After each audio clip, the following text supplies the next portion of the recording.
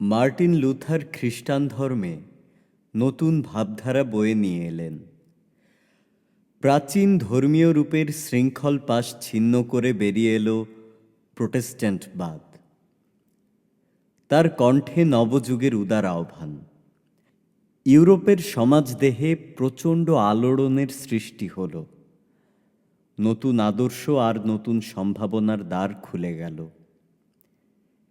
কিন্তু তার প্রতিক্রিয়া সুদূর প্রাচ্যের মশলা বাণিজ্যের উপর যে এমনভাবে ঘা মেরে বসবে, সে কথা কেই বা ভাবতে পেরেছিল? ঘণ্টা বেজে উঠল। অঙ্ক শেষ, অভিনেতারা প্রস্তুত হও, তোমাদের প্রস্থানের সময় এসে গেছে। এখন নতুন অভিনেতারা মঞ্চে প্রবেশ করবে। রোমের পোপ এখন আর সমস্ত খ্রিস্টান জগতের একচ্ছত্র ধর্মীয় নেতা নন। তাঁর পবিত্র আদেশ এখন শুধু রোমান ক্যাথলিকদের উপরেই প্রযোজ্য। তাঁর বিদ্রোহী সন্তান প্রোটেস্ট্যান্টরা তাঁর শাসন সীমার বাইরে বেরিয়ে গেছে। পোপ নিকোলাস প্রাচ্য জয়ের অধিকার একমাত্র পর্তুগালকেই দিয়েছিলেন। আর কোনো খ্রিস্টান রাজ্যের সেখানে প্রবেশাধিকার ছিল না। প্রোটেস্ট্যান্টদের কাছে সেই নিষেধের কোনো মূল্য নেই। এতদিন ধরে যারা মুগ্ধ আর লুব্ধ দৃষ্টিতে সম্পদশালিনী ভারতের দিকে তাকিয়ে মনে মনে নানা রকম জল্পনা কল্পনা করছিল, তারা এবার প্রস্তুত হয়ে উঠে বসল। ইউরোপের মধ্য উত্তরাঞ্চলেই মশলার চাহিদা সবচেয়ে বেশি। ফলে মশলার বাণিজ্য পর্তুগালের একচেটিয়া হলেও মশলার বাজার পর্তুগালের রাজধানী লিসবন থেকে উত্তর দিকে সরে গিয়েছিল। ইউরোপের ভেতরে মশলা নিয়ে ব্যবসা করবার ব্যাপারে ডাচ বণিকরা প্রধান স্থান অধিকার করে নিয়েছিল। একচেটিয়া বাণিজ্যের সুযোগে পর্তুগাল মশলার দাম এত বেশি চড়িয়ে দিয়েছিল যে ডাচ বণিকদের অসন্তোষ দিন দিনই বেড়ে চলছিল। তারা বলাবলি শুরু করলো, এত চড়া দাম দিয়ে মশলা কেনা চলবে না, আমাদের বিকল্প পন্থা দেখতে হবে। বিকল্প পন্থা মানে পর্তুগিজদের হাত থেকে মশলার বাণিজ্যকে ছিনিয়ে নেওয়া। ডাচ বণিকদের কাছে এই খবরটা অজানা ছিল না যে প্রাচ্য অঞ্চলে পর্তুগিজদের শক্তির ভিত্তিটা খুবই কাঁচা। ভালো করে ঘা দিতে পারলে ওদের শক্তির সৌধটা হুড়মুড় করে ভেঙে পড়বে। 1592 খ্রিস্টাব্দে আমস্টারডামের বিশিষ্ট ডাচ বণিকরা এই প্রশ্ন নিয়ে আলোচনা করবার জন্য একত্রিত হলেন। সেই সভায় তাঁরা স্থির করলেন যে ভারতবর্ষের সঙ্গে বাণিজ্য করবার জন্য একটি কোম্পানি গঠন করতে হবে। কিন্তু ভারতবর্ষে যাবার পথঘাট এবং সেখানকার অবস্থার সম্পর্কে কোনো পরিষ্কার ধারণা তাদের ছিল না। পর্তুগিজরা ডোম ম্যানুয়েলের রাজত্বকালেও ভারতবর্ষে যাবার পথটাকে একান্তভাবে গোপন করে রাখবার জন্য চেষ্টার ত্রুটি করেনি। ডোম ম্যানুয়েল 1504 খ্রিস্টাব্দে এক নির্দেশ জারি করেন যে তাদের অঙ্কিত মানচিত্রে ভারতবর্ষে যাবার পথ সম্পর্কে কোনো রকম ইঙ্গিত আভাস যেন না থাকে। আগেকার যেসব মানচিত্রে পথ নির্দেশক চিহ্ন ছিল, তাদের সংগ্রহ করে ওই চিহ্নগুলো মুছে ফেলবার আদেশ দেওয়া হয়। পর্তুগিজরা তাদের এই মহামূল্যবান পথকে অন্য সকলের দৃষ্টি থেকে অতি সঙ্গোপনে রক্ষা করবার চেষ্টা করে চলত। কিন্তু এ যুগে কতদিন পর্যন্ত তার সম্ভব? ডাচ বণিকেরা এই সম্পর্কে প্রয়োজনীয় গুপ্ত খবরাখবরগুলো সংগ্রহ করে আনবার জন্য কর্নেলিয়াস দ্য হাউটম্যানকে লিসবনে পাঠান। এছাড়া তাদের আরও একটা সূত্র ছিল। জন হুইজেন লিন্সকটন একসময় গোয়ার আর্কবিশপের সেক্রেটারি ছিলেন। সেখানে থাকার ফলে প্রাচ্য অঞ্চলে পর্তুগিজদের শক্তি ও দুর্বলতা সম্পর্কে ভালো করেই ওয়াকিবহাল ছিলেন তিনি। এইভাবে হাউটম্যান ও লিন্সকোটেনের সাহায্যে ডাচ বণিকেরা তাদের প্রয়োজনীয় তথ্যগুলো সংগ্রহ করে নিলেন। 1595 খ্রিস্টাব্দে ডাচদের প্রথম বহর মশলার সন্ধানে যাত্রা করল। এই বহরে 4টি জাহাজ ছিল। পরিচালক ছিলেন স্বয়ং হাউটম্যান। ভারতবর্ষে নয়, এই বহর মশলার উৎপত্তি যেখানে সেই ইন্দোনেশিয়ায় গিয়ে পৌঁছল। এই প্রথম অভিযাত্রী দল 2.5 বছর পর ফিরে এলো স্বদেশে। বহু দুর্যোগ ও বিপর্যয়ের সম্মুখীন হতে হয়েছে তাদের। ক্ষয়ক্ষতিও কম ভোগ করতে হয়নি। এই বহর 259 জন লোক নিয়ে যাত্রা করেছিল। যখন ফিরে এলো তখন তাদের মধ্যে মাত্র 89 জন লোক অবশিষ্ট ছিল। কিন্তু এই প্রথম যাত্রায় মুনাফার পরিমাণ দেখে ডাচ বণিকরা উল্লসিত হয়ে উঠল। যে মশলা তারা আমদানি করেছিল তা বিক্রি করে তাদের 8,000 ফ্লোরিন লাভ হয়েছিল। এইবার পর্তুগালের একচ্ছত্র সাম্রাজ্যে নতুন ভাগীদার দেখা দিল। এরপর থেকে প্রাচ্য অঞ্চলে ডাচ বাণিজ্য জাহাজের নিয়মিত চলাচল শুরু হয়ে গেল। গড়ে উঠল ইউনাইটেড ইস্ট ইন্ডিয়া কোম্পানি। 1602 খ্রিস্টাব্দে এই কোম্পানি সরকার থেকে পূর্বাঞ্চলে বাণিজ্য করবার একচেটিয়া অধিকার লাভ করল। শুধু তাই নয়, এই কোম্পানিকে সন্ধি ও মৈত্রী স্থাপন করা, নতুন এলাকা জয় করা, দুর্গ গঠন করা এবং আরও কোনো কোনো বিষয়ে সর্বময় কর্তৃত্ব দেওয়া হলো। এই অধিকারের জোরে কোম্পানি 1604 খ্রিস্টাব্দে পর্তুগিজদের চিরশত্রু মালাবার সম্রাট জামোরিনের সঙ্গে সন্ধিসূত্রে আবদ্ধ হল। সন্ধির উদ্দেশ্য সম্রাটের রাজ্য এবং ভারতবর্ষের অন্যান্য স্থান থেকে পর্তুগিজদের বিতাড়ন। কিন্তু অ্যালবুকার্ক এই সমুদ্র সাম্রাজ্যের নিরাপত্তার জন্য যে রক্ষা ব্যবস্থা গড়ে তুলেছিলেন তার মধ্যে ভাঙন ধরাতে না পারলে এ কখনো সম্ভব হতে পারে না। ডাচ কোম্পানি স্থির করল পর্তুগিজদের প্রথমে ইন্দোনেশিয়ার দ্বীপপুঞ্জ থেকে অপসারিত করতে হবে, কেননা পর্তুগিজরা তখনও সেখানে দৃঢ় হয়ে বসতে পারেনি। কোম্পানি এবার তার কর্মসূচি অনুযায়ী কাজ আরম্ভ করল। 1605 খ্রিস্টাব্দে তারা পর্তুগিজদের হাত থেকে এমবয়না দ্বীপ দখল করে নিল। উপনিবেশ স্থাপনের পথে এই তাদের প্রথম পদক্ষেপ।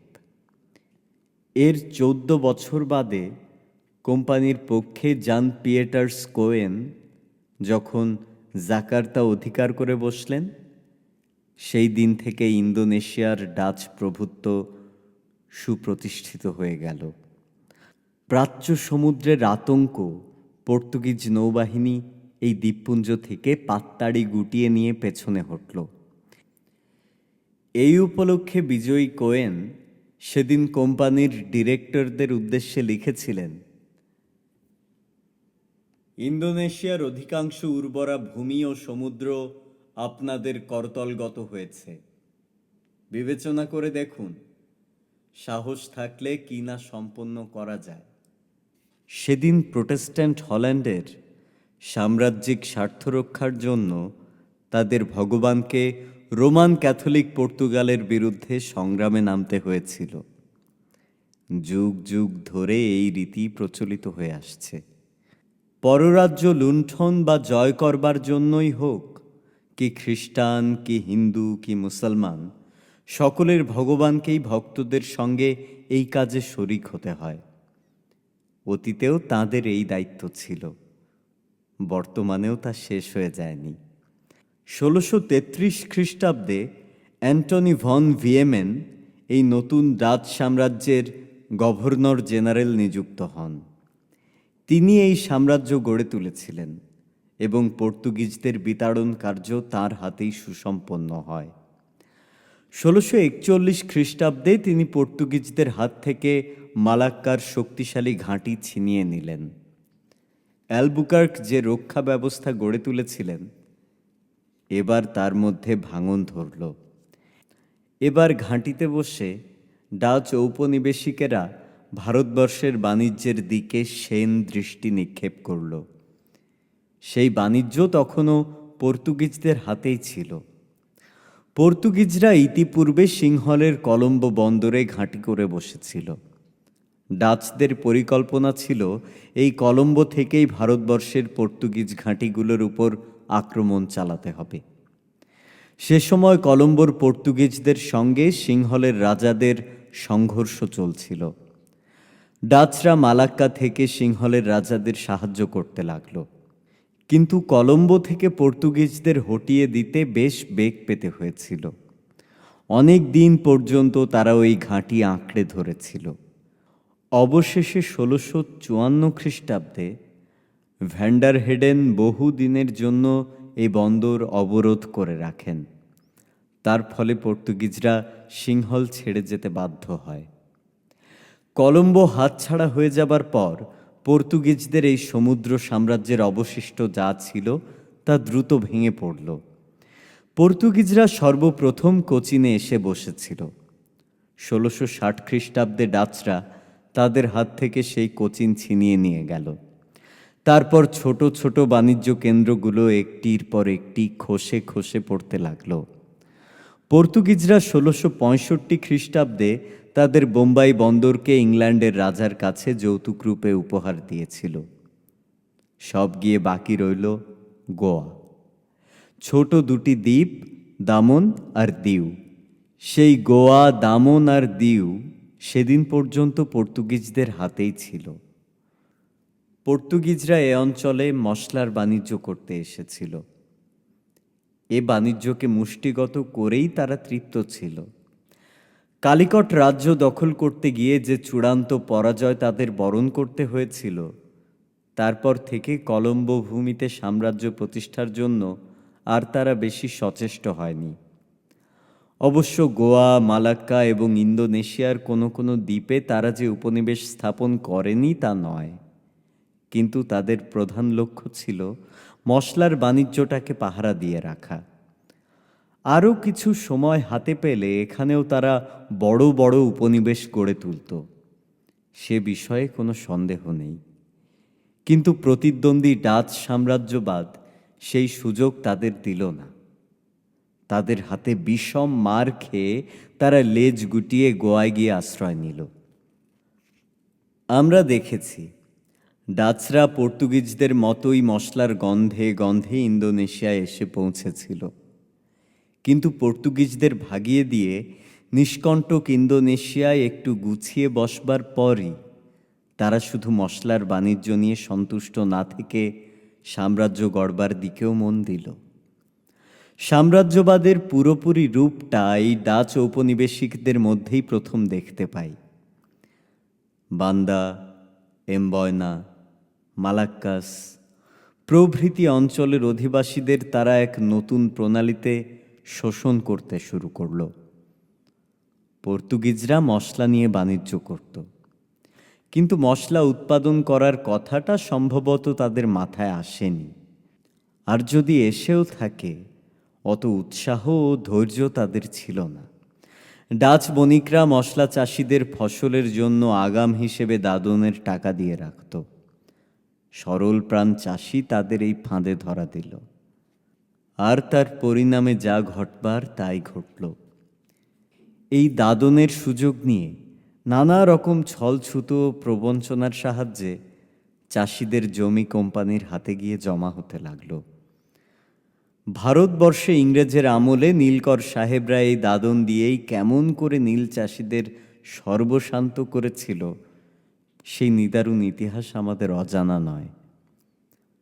অনুরূপ ঘটনাই সেদিন ইন্দোনেশিয়ার দ্বীপে দ্বীপে ঘটে চলেছিল।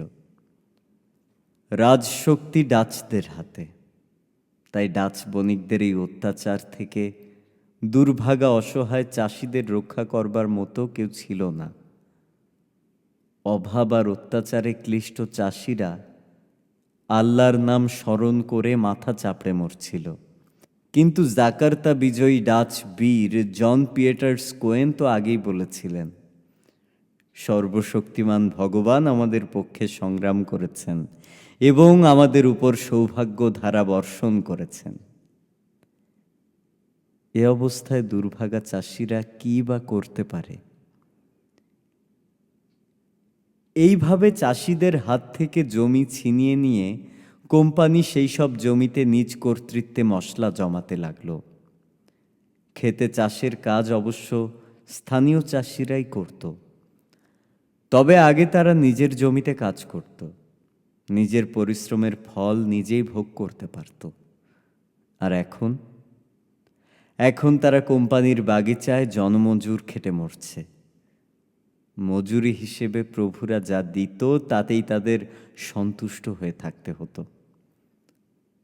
শুধু তাই নয়, আরও আছে। কোম্পানি নির্দেশ দিল, কোম্পানির বাগিচার বাইরে যে সমস্ত চাষির নিজের জমি আছে তারা সেই জমিতে লবঙ্গ গাছ লাগাতে পারবে না, আর তাদের জমিতে যে লবঙ্গ গাছ আছে তা উপড়ে ফেলতে হবে। চাষিরা ক্ষেপে উঠল, এ কেমন কথা? আমাদের জমিতে আমরা লবঙ্গ ফলাতে পারবো না, এ কোন দেশি জুলুম? কিন্তু কোম্পানির লোকেরা তাদের কথায় কান পাতল না। তারা ঘোষণা করে দিল, কোম্পানির আদেশ মানতেই হবে, যারা মানবে না তাদের কপালে দুঃখ আছে। তারা সত্য কথাই বলেছিল। যারা এই নির্দেশ অমান্য করেছিল, বহু দুঃখ দুর্ভোগ তাদের অদৃষ্টে ছিল। স্থানে স্থানে এই নিয়ে দাঙ্গা হাঙ্গামা বাঁধল। অস্ত্রবিদ্যায় সুশিক্ষিত সশস্ত্র চাষিদের রক্তে তাদের চাষের জমি লাল করে তুলল। যেই মশলা বাণিজ্যের দৌলতে দেশ বিদেশের বণিকের এত সমৃদ্ধি, সেই মশলা উৎপাদনকারীদের এই হলো পরিণতি। এতে আশ্চর্য হবার কিছু নেই। এই সমাজের এই তো রীতি। যারা উৎপাদন করে, অভাব ও অনশন তাদেরই প্রাপ্য। আর তার বিরুদ্ধে প্রতিবাদ জানাতে গেলে দমন নীতির হিংস্র আক্রমণ তাদের উপরেই নেমে আসে। যুগ যুগ ধরে এই রীতি চলে আসছে। আজও কি চলছে না? কিন্তু ইতিহাসের পাতায় তার কটা কথাই বা লেখা আছে। যারা ইতিহাস রচনা করেন তাদের মধ্যে কজন এদের কথা চিন্তা করেন? যারা ইতিহাস পড়ে তাদের মধ্যে কজনই বা এদের কথা শুনতে চায়? তবু যাদের দেখবার মতো চোখ আছে, তারা এই ইতিহাসের পাতায় ফাঁকে ফাঁকে এদের আশা আকাঙ্ক্ষা, দুঃখ লাঞ্ছনা আর প্রতিরোধ ও সংগ্রামের অবিস্মরণীয় কাহিনীর সন্ধান পাবে। একজন ডাচ ঐতিহাসিক মোলাক্কাসের মশলা চাষিদের দুর্দশার বর্ণনা প্রসঙ্গে বলেছেন, কোম্পানি তাদের লবঙ্গ বাগিচাকে ভেঙে তা ধানের ক্ষেত ও সাগুর বাগিচায় পরিণত করতে বাধ্য করল। এই ক্ষুদ্র ক্ষুদ্র পর্বত সংকুল দ্বীপগুলোতে যথেষ্ট পরিমাণে খাদ্য উৎপাদন সম্ভবপর নয়। কাজেই স্থানীয় অধিবাসীরা কোম্পানির কাছ থেকে অতিরিক্ত পরিমাণ চাউল কিনতে বাধ্য হতো। কোম্পানি অত্যধিক চড়া দরে তাদের কাছে চাউল বিক্রি করত। ফলে তাদের অবস্থা আরো দুঃসহ হয়ে দাঁড়াত। এইভাবে মোলাক্কাসের আর্থিক বুনিয়াদ ধসে পড়ল এবং তার অধিবাসীরা চরম দারিদ্র্যের শিকারে পরিণত হল। এতদিন এখানকার মশলা চাষিরা প্রাচুর্যে না হলেও সুখে শান্তিতে দিন কাটাচ্ছিল। কিন্তু ডাচ কোম্পানি তাদের হাত থেকে মশলার চাষ জোর করে কেড়ে নিয়ে তাদের দুর্দশার চরম সীমায় পৌঁছে দিল। এ অবস্থা প্রথমে ঘটল মোলাক্কাসে, তারপর জাভায়, তারপর অন্যান্য দ্বীপে। অর্থাৎ কোম্পানি যেই যেই দ্বীপ অধিকার করে বসল, সকলেই ওই একই অবস্থায় গিয়ে পৌঁছল। ইন্দোনেশিয়ায় ডাচদের শাসন ব্যবস্থা ছিল চরম অব্যবস্থা। একজন ডাচ ঐতিহাসিক বলেছেন, ধ্বংস, প্রতিরোধ এবং পাল্টা অত্যাচার, এই হচ্ছে মোলাক্কাসের ধারাবাহিক একঘেয়ে কাহিনী। ইংরেজ লেখক জে.এস. ফার্নিভাল ডাচদের প্রতি সহানুভূতিশীল ও তাদের ঔপনিবেশিক নীতির সমর্থক। সেই ফার্নিভালকেও এ কথা লিখতে হচ্ছে। সমস্ত পৃথিবীতে যত লবঙ্গের প্রয়োজন, এই এমবয়না দ্বীপেই তার চেয়ে বেশি লবঙ্গ উৎপন্ন হতে পারে। সেই জন্যেই ডাচরা টার্নেটের রাজাকে টাইডোরের বিরুদ্ধে যুদ্ধ চালিয়ে যেতে উৎসাহিত করে তুলেছিল, যাতে তার দেশের লোকেরা লবঙ্গ চাষ থেকে নিবৃত্ত থাকে। বান্দা দ্বীপের চাষিরা স্বাধীনভাবে লবঙ্গ চাষ করত। ডাচরা তাদের সরিয়ে দিয়ে তাদের জায়গায় কৃতদাসদের দিয়ে চাষের ব্যবস্থা করল। তারা জাভায় চাউলের সরবরাহ বন্ধ করে দিল। ফলে তাদের প্রধান খাদ্য হয়ে দাঁড়ালো সাগু, চাউলের চেয়ে অনেক কম পুষ্টিকর। ক্রমাগত তাই খেয়ে চলবার ফলে পুষ্টির অভাবে জাভায় বহু লোক মারা গেল। তাদের অভাব পূর্ণ করবার জন্য আরও বেশি কৃতদাস আমদানি করা প্রয়োজনীয় হয়ে দাঁড়ালো। বহু দূর থেকে, এমনকি আরাকান থেকে পর্যন্ত কৃতদাস আমদানি করা হতো। তবে সবচেয়ে বেশি কৃতদাস মিলত এই দ্বীপগুলো থেকেই। যেই দ্বীপে খাদ্যাভাব ঘটত, সেখানকার লোকেরা অন্যান্য দ্বীপ থেকে কৃতদাস বন্দি করে নিয়ে এসে তাদের বিনিময়ে চাউল সংগ্রহ করত। ডাচদের পক্ষ সমর্থক ফার্নিভাল, তার বর্ণনা থেকেই আমরা ডাচদের শাসন ব্যবস্থার এই পরিচয় পাচ্ছি। যে কোনো পন্থায় লুণ্ঠন করা, এই ছিল তাদের রাজত্বের একমাত্র নীতি। ইন্দোনেশিয়ার মানুষ মরুক আর বাঁচুক, তা নিয়ে তারা এতটুকুও মাথা ঘামাত না। ইন্দোনেশিয়ার মানুষদের সম্বন্ধে কি ভাবত তারা? বাটাভিয়ার প্রতিষ্ঠাতা কোয়েন এ সম্বন্ধে তাঁর অভিমতটা স্পষ্টভাবেই বলে গেছেন। তিনি বলেছেন, ইউরোপের কোনো লোক কি তার গরু ঘোড়াকে নিয়ে যা খুশি করতে পারে না? হল্যান্ডে পশুরা যেমন তার প্রভুদের সম্পত্তি, তেমনি এখানকার মানুষ এবং তার নিজস্ব বলতে যা কিছু আছে সমস্তই তার প্রভুর সম্পত্তি। রাজার ইচ্ছা হচ্ছে এদেশের আইন, এবং সবচেয়ে শক্তিশালী যে, সেই হচ্ছে রাজা। কোয়েন এ সম্পর্কে তাঁর মন গড়া উক্তি করেছেন, কি হিন্দু কি মুসলমান, কারু শাসন ব্যবস্থায় এমন বিধান নেই যার সাহায্যে শাসক তাঁর প্রজাদের নিজের সম্পত্তি বলে দাবি করতে পারে। এটা কোয়েনের নিজের মতবাদ। ইন্দোনেশিয়ায় ডাচদের কার্যকলাপ এই মতবাদের উপরেই প্রতিষ্ঠিত ছিল। এই মতবাদের সাহায্যেই ডাচরা ইন্দোনেশিয়ার লোকদের সঙ্গে 100 বছর ধরে কুলির মতোই ব্যবহার করে এসেছে। এখন মশলার বাণিজ্যের অবস্থা কি দাঁড়ালো সেইটা বলি। 18 শতকের শুরু পর্যন্ত এই বাণিজ্য থেকে ডাচরা প্রচুর মুনাফা উসুল করে নিচ্ছিল।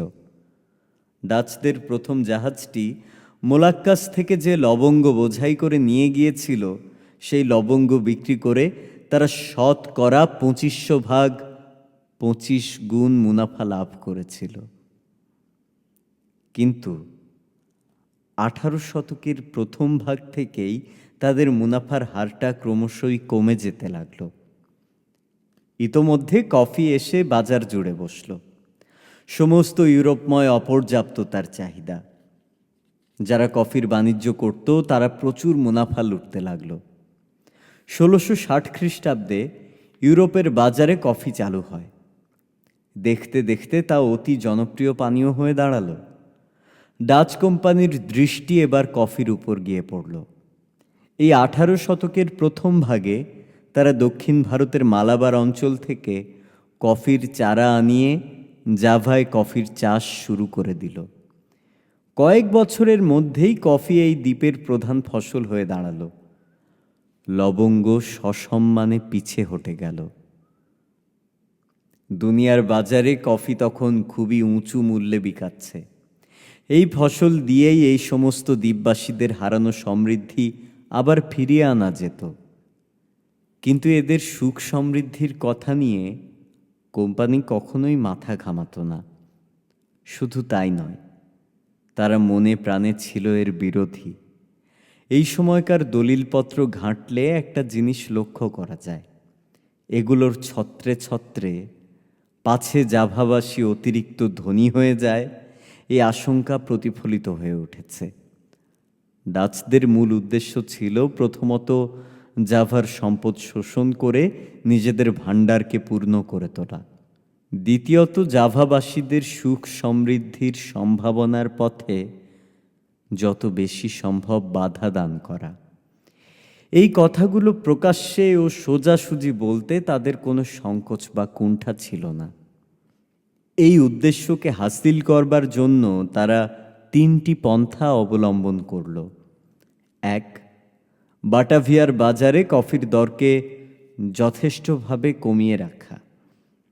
2, কফি বাগানের প্রসার সীমাবদ্ধ করে রাখা। 3, চাষিদের প্রবঞ্চিত করবার জন্য নানা রকম সুপরিকল্পিত কৌশল। এই সমস্ত চক্রান্তের ফলে ইন্দোনেশিয়ার চাষিকে বাধ্য হয়ে 1,100 পাউন্ড কফির মূল্যে 250 পাউন্ড কফি বিক্রি করতে হতো। কিন্তু সেইখানেই এর শেষ নয়। নানা রকম হিসেব দেখিয়ে কাটছাঁট করবার পর শেষকালে মাত্র 14 পাউন্ড কফির দাম চাষির ঘরে গিয়ে পৌঁছত। অতি বীভৎস নগ্ন এই শোষণের রূপ। এভাবে প্রতারিত হয়ে চাষিরা কফি চাষ করতে অনিচ্ছা প্রকাশ করতে লাগল। কিন্তু এ বিষয়ে চাষির স্বাধীন ইচ্ছা অনিচ্ছার কোনো স্থান ছিল না। ইংরেজের আমলে ভারতের নীল চাষিদের মতো জোর করে এদের দিয়ে কফি চাষ করানো হতে লাগল। কোম্পানি নির্দেশ দিল কফি চাষ করতেই হবে এবং তাদের কাছে নির্ধারিত মূল্যে তা বিক্রি করতে হবে। কোম্পানির পক্ষের বক্তব্যটা অত্যন্ত স্পষ্ট, তার মধ্যে কোনো ঘোরপ্যাঁচ নেই। এই দেশ এবং এই দেশের মানুষ তাদের নিজস্ব সম্পত্তি, সেই জন্যই সে মানুষদের হটিয়ে মুনাফা অর্জন করবার পুরোপুরি অধিকার তাদের আছে। তাদের দৃষ্টিতে সমগ্র জাভা দ্বীপ ছিল একটা বিরাট কফি বাগান, আর তারা সেই বাগানের একচ্ছত্র মালিক। তারা মনে করত এই মালিকানার জোরে তারা আইনত এখানকার লোকদের নেহাত বাঁচার মতো মজুরি থেকেও বঞ্চিত করতে পারে। সাম্রাজ্যবাদীদের পক্ষে এটা নতুন বা অস্বাভাবিক কথা নয়, কিন্তু ডাচ সাম্রাজ্যবাদীদের চক্ষু লজ্জা বলতে কিছু ছিল না। তাদের মনের কথাটা তারা স্পষ্টভাবেই বলতো। মশলার কথা বলতে বসেছি, কফির কথা আমাদের আলোচ্য নয়। তবু কফির চাষ এবং বাণিজ্য সম্পর্কে এটুকু কথা বলা অপ্রাসঙ্গিক নয়। কফির চাষ চালু হবার ফলেই এখানে লবঙ্গ ও অন্যান্য মশলার চাষ কমে আসতে থাকে। তাছাড়া আরও একটা কথা আছে, মশলার প্রশ্নে ডাচ ও ইন্দোনেশিয়ার চাষিদের যে সম্পর্ক ছিল তা ক্রমে ক্রমে পরিবর্তিত হয়ে আসছিল। কখনো তা নিঃশব্দে এসেছে, কখনো বা এর বিরুদ্ধে চাষিরা প্রতিবাদ তুলেছে, সংগ্রাম করেছে, কিন্তু তা ডাচ ঔপনিবেশিকবাদীদের নির্মম আঘাতের ফলে স্তব্ধ হয়ে গিয়েছে। কফি চাষের ব্যাপারে তা চূড়ান্ত পরিণতিতে গিয়ে পৌঁছল।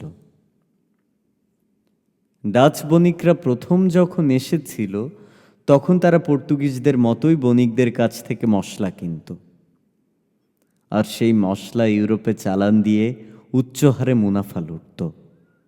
বাণিজ্যটা তাদের একচেটিয়া হলেও এ ব্যাপারে দেশের মানুষের স্বাভাবিক জীবনযাত্রার উপর তারা কোনোভাবেই হস্তক্ষেপ করত না। কিন্তু এই মুনাফা নিয়ে বেশি দিন তারা সন্তুষ্ট রইল না। রক্তের স্বাদ পেয়ে তাদের লোভ ক্রমেই বেড়ে চলল। আমরা আগেই দেখেছি, লবঙ্গ চাষিদের হাত থেকে জমি ছিনিয়ে নিয়ে এবং চাষিদের মধ্যে লবঙ্গ চাষ নিষিদ্ধ করে দিয়ে কিভাবে তারা কোম্পানির নিজস্ব বাগান গড়ে তুলেছিল। এইভাবে এককালের স্বাধীন চাষি ডাচদের বাগানের কুলিতে পরিণত হতে লাগল। এই রূপান্তর চূড়ান্ত পর্যায়ে এসে পৌঁছল বড় বড় কফি বাগান গড়ে তোলবার মধ্য দিয়ে। যেন সমস্ত জাভা দ্বীপটা একটা বাগান হয়ে দাঁড়ালো। কয়েকজন বাগানের মালিক আর বাকি সবাই কুলি। মালিকরা শুধু বাগানেরই মালিক নয়, তারা কুলিদের জীবনের ভাগ্য বিধাতা। এই কুলিরা সকল রকম অধিকার থেকে বঞ্চিত ছিল। মালিকরা যত অত্যাচারী করুক তার বিরুদ্ধে নালিশ জানাবার মতো জায়গা তাদের ছিল না। এভাবে একটা দেশের মানুষকে কুলিতে পরিণত করবার মতো দৃষ্টান্ত আর কোনো দেশে আছে কিনা সন্দেহ।